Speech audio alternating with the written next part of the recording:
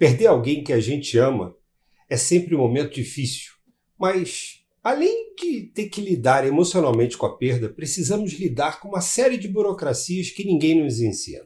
E é por isso que estamos aqui nesse vídeo, para te explicar o que acontece com todos os seus investimentos no dia que você não estiver mais aqui. E como você pode deixar isso minimamente organizado para aqueles que você tanto ama e se preocupa. Se você ainda não nos conhece, eu sou Nelson Paiva. E eu sou Juliana Frota. E esse aqui é o seu lado mais seguro.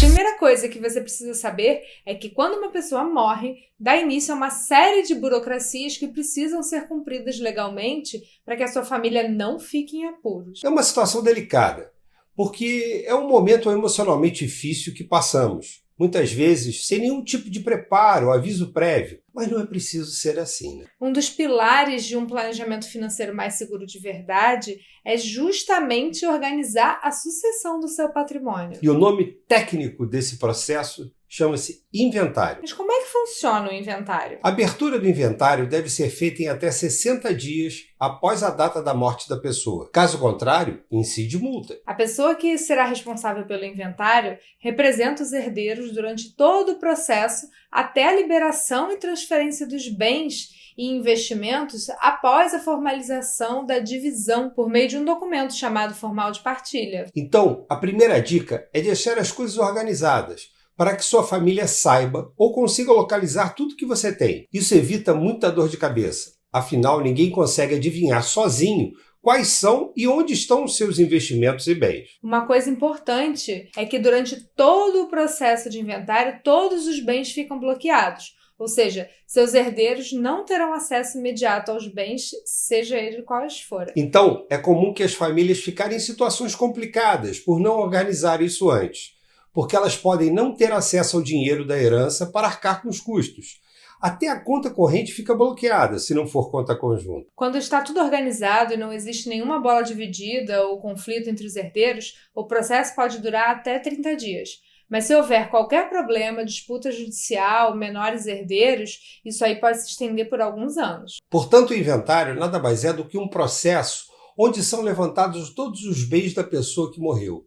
Nele é verificado quem são os herdeiros legais e outros herdeiros que possam existir, no caso de um testamento, por exemplo. Também é definido a forma que os bens serão divididos entre todos os herdeiros. Entendido o processo burocrático de uma forma geral, vamos aos custos disso. De largada, a família vai precisar contratar um advogado para fazer o processo. Naturalmente, isso tem um custo e do advogado, de custas judiciais, taxas de cartório, etc. Ao levantar o valor de todos os bens, é calculada também a tributação do imposto de transmissão por causa-morte. Esse é um imposto estadual e a alíquota varia entre 4% e 8% sobre o valor total do patrimônio, dependendo do estado. Na conclusão do inventário, é feito um documento chamado formal de partilha, que mencionamos antes, onde se formaliza a distribuição dos bens. Com esse documento em mãos, os herdeiros podem acessar os bens e os investimentos. E como é que fica isso nos principais tipos de investimentos? No caso de investimentos em títulos de renda fixa,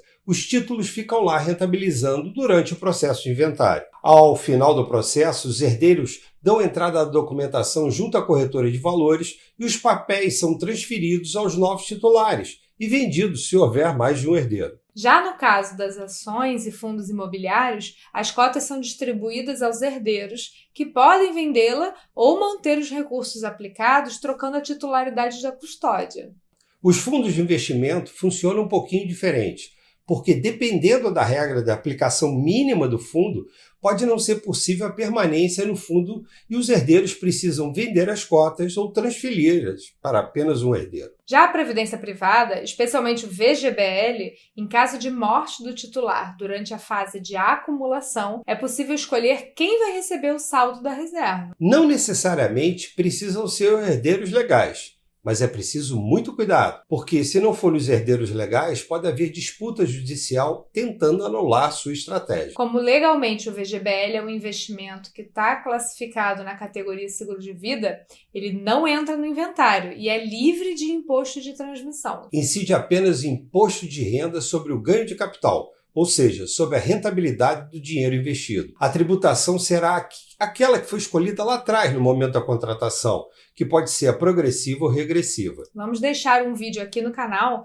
que explicamos a diferença entre as duas tabelas na Previdência Privada. No caso do PGBL, você também escolhe quem recebe o saldo do fundo, mas em alguns casos, estados, existem decisões judiciais favoráveis à incidência de imposto de transmissão sobre o PGBL. Mas atenção, caso a morte ocorra na fase de recebimento do benefício, ou seja, quando a pessoa já se aposentou financeiramente e passou a receber a renda, vai depender do tipo de renda escolhido por ela no momento da aposentadoria financeira. Vamos deixar aqui na descrição também um vídeo em que falamos das formas de renda de previdência. E por último, no caso dos imóveis, os bens entram no inventário.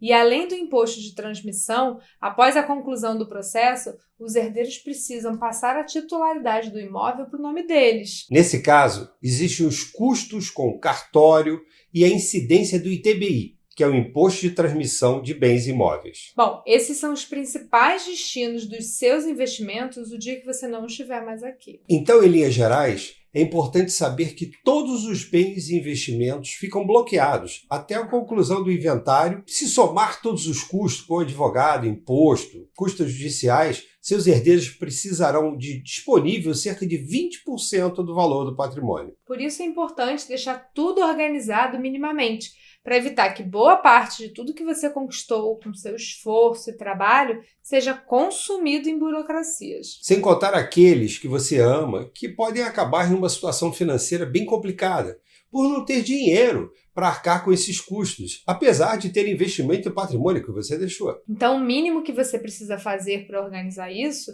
é um seguro de vida. Nós vamos deixar aqui um outro vídeo explicando melhor como o seguro de vida pode ser um instrumento importante de sucessão patrimonial para sua família. E se tiver alguma dúvida, é só escrever para a gente aqui, no Instagram, no Facebook, como preferir. E se ainda não se inscreveu no canal mais seguro do YouTube, inscreva-se, ative as notificações.